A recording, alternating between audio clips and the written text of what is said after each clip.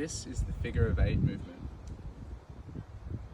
And I'm doing it with my fingertips leading the way.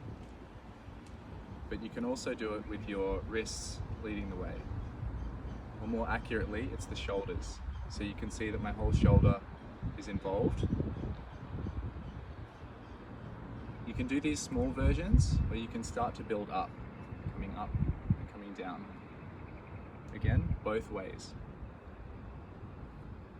And as you get bigger, it starts to turn into a teacup as you come up above the body and down below. And what that means is you can imagine holding a saucer or a teacup on your hand, and you don't want to spill the tea. With both arms, that's a bit more challenging because of all this internal rotation. So it helps to get your whole body involved, and that's the beauty of these figure of 8 motions. They incorporate everything you have. So hand leading and shoulder leading,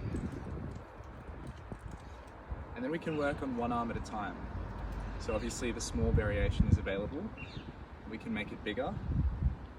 We can work overhead, and then you notice that you start to get this snaking or rotation movement happening through your spine. Go both ways, shoulder leading too, and explore how much you want to rotate and get expressive with it. The reason I've got this hand here is so that when I want to bring both arms together, I know where I'm starting. So, for example, I could do symmetrical by bringing this hand in at the bottom, or I could do asymmetrical by bringing this left hand in at the top. Still working with the snaking motion. And then I can switch to fingertip leading, asymmetrical.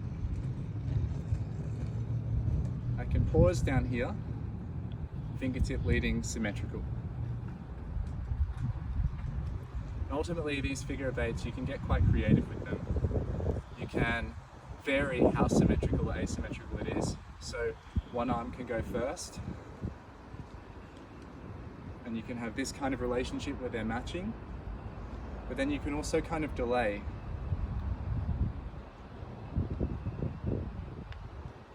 And there's a different rhythm. In the same way, you could have one arm going shoulder leading and the other one hand leading, which would look like this. And then I can delay. Or I can bring my fingertips together for an interesting waving effect. So it's really cool to see how the geometry of the figure 8 can turn into a sort of wavy thing, how it doesn't always have to be like this. It can just be a subtle feeling, and you can explore that feeling in a range of different ways in movement. It's a super fun puzzle to play with. So start with this, build bigger, practice one arm both ways, and then practice incorporating them symmetrically and asymmetrically. Good luck.